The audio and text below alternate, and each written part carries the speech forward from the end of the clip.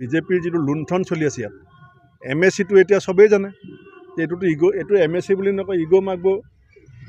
MSC মানে এতিয়া ego মাগব। ঢকুৱাখানাৰ গিলামৰাত কংগ্ৰেছৰ জয় বাপু জয় ভীম জয় সংবিধান অভিযানেৰে প্ৰতিবাদ কাৰ্যসূচী গ্ৰহণ অংশগ্ৰহণ কংগ্ৰেছ সভাপতি ভূপেন কুমাৰ বৰাৰ। আজি ঢকুৱাখানাৰ গিলামৰা ব্লক কংগ্ৰেছ কমিটিৰ উদ্যোগত জয় বাপু জয় ভীম জয় সংবিধান অভিযানেৰে এক প্ৰতিবাদ কাৰ্যসূচী ৰূপায়ণ কৰে।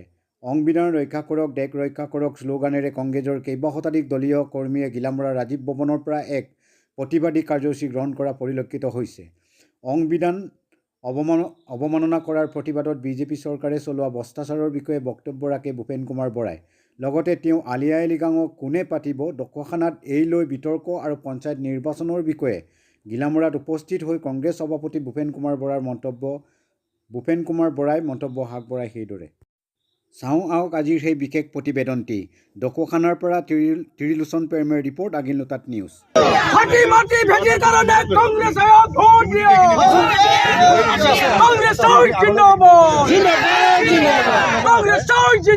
Missing Ragam Road, earlier Ragam 2025, date 19 February 2025, invited by Assam Pradesh Youth Congress, Bedum Bhopakana Tekliputa Ghat, EMD Road, Gutum Bhogori Tekliputa Gaon, ডাঙৰীয়াই বাৰে বাৰে কয় 56 ইঞ্চি কলিজা আছে।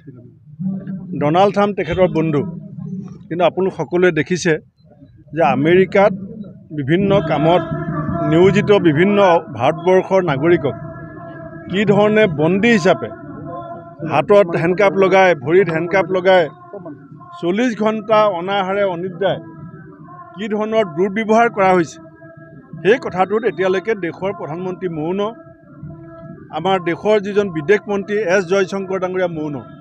সেইকাৰণে আজি গোটেই ভাৰতবৰ্ষত আমি আজি মোদী ডাঙৰীয়া আৰু S জয়শংকৰ ডাঙৰীয়াই বিদেশত ভাৰতীয় নাগৰিকক কৰা অপমানৰ সময়ত মৌন থকাৰ কাৰণে আমি ভাৰত চৰকাৰৰ বিৰুদ্ধে প্ৰতিবাদ কৰিছোঁ।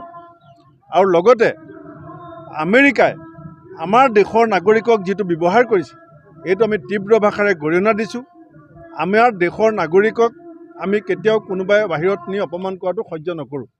আজি আমি এই প্ৰতিবাদ কৰাৰ মুহূৰ্তত আমি দেশৰ প্ৰধানমন্ত্ৰীক আৰু বিদেশ মন্ত্ৰীক আহ্বান জনাম যে অতি শীঘ্ৰে আপোনালোকে এই সম্পৰ্কত আমেৰিকাৰ সৈতে প্ৰত্যক্ষ যোগাযোগ কৰি ভাৰতীয় নাগৰিকৰ মান সন্মান নিৰাপত্তা সুনিশ্চিত কৰক। আৰু অন্যথাই যদি আপুনি বিদেশত থকা ভাৰতীয় নাগৰিকৰ মান সন্মান ৰক্ষা কৰিব নোৱাৰে, তে আপুনি 56 ইঞ্চি কলিজাৰ প্ৰধানমন্ত্ৰী বুলি কৈ ডনাল্ড ট্ৰাম্প আপোনাৰ বন্ধু বুলি কৈ থকা কথাটো মিছা বুলি কওক। সেইকাৰণে মই ঢকুৱাখানা আৰু ঘিলামৰা দুইখন ব্লক কংগ্ৰেছক ধন্যবাদ দিম যে কালিৰ পৰাই আমাৰ ইয়াত এখন সভা ঠিক হৈ আছিলে, কিন্তু লগত সংগতি ৰাখি গোটেই দেশজুৰি হোৱা প্ৰতিবাদত আজি লখিমপুৰ জিলাৰ লগতে আমাৰ ঢকুৱাখানা ঘিলামৰাৰ ৰাইজেও যি স্বতঃস্ফূৰ্ত সহায় দিছে, মই তেওঁলোককো ধন্যবাদ জনাইছোঁ। আপোনালোকে কংগ্ৰেছ দলে আলি আই লৃগাং এবাৰ ঢকুৱাখানাত উদযাপন কৰাৰ কথা জানিবলৈ পাইছোঁ।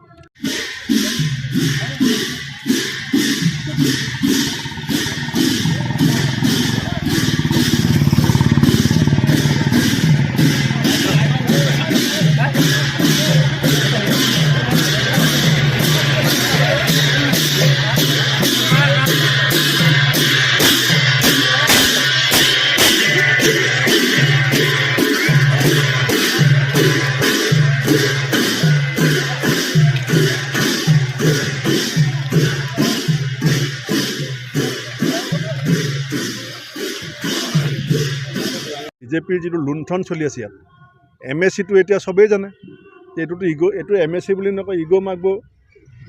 MSC মানে এতিয়া ইগো মাগব। গতিকে যিটো অৱস্থা, যিটো লুটপাট যিটো হৈ আছে কয়লা চিণ্ডিকেটৰ নামত অবৈধ কয়লা খননত আজি 25জন শ্ৰমিকৰ মৃতদেহ আজিলৈকে চৰকাৰে উলিয়াব নোৱাৰিলে। এই কথাবিলাকতো ৰাইজে দেখি আছে। এটা পৰিয়ালৰ সম্পত্তি কেনেকৈ বাঢ়ি গৈছে। ইলেকশ্যনৰ সময়ত হ'ব বুলি ক'ব। কিমানটা ইলেকশ্যন পাৰ হ'ল। সৰ্বানন্দ সোণোৱাল ডাঙৰীয়াই মাজুলীত MLA খেলিবলৈ যাওঁতেই ক'লে যে দলং হৈ যাব। তাৰপাছত আধাৰশিলা কৰিলে। তাৰপিছত নীতিন গডকাৰী ডাঙৰীয়াই পাৰ্লিয়ামেণ্টত গৈ ক'লে যে সোণোৱালক জিকাবৰ কাৰণেহে মই কৈছিলোঁ। এতিয়া খুটা বহি গ'ল। ঠিকাদাৰ কোন?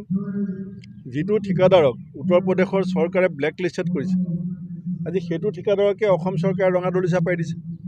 গতিকে আমাৰ অসমৰ ৰাইজৰ যিটো আৱেগ আৰু অনুভূতি বিজেপিয়ে যিধৰণে হেতালি খেলিছে তাৰ প্ৰকৃত যিটো প্ৰত্যুত্তৰ অসমৰ ৰাইজে 26 চনৰ 10 মে'ৰ ভিতৰত দিব।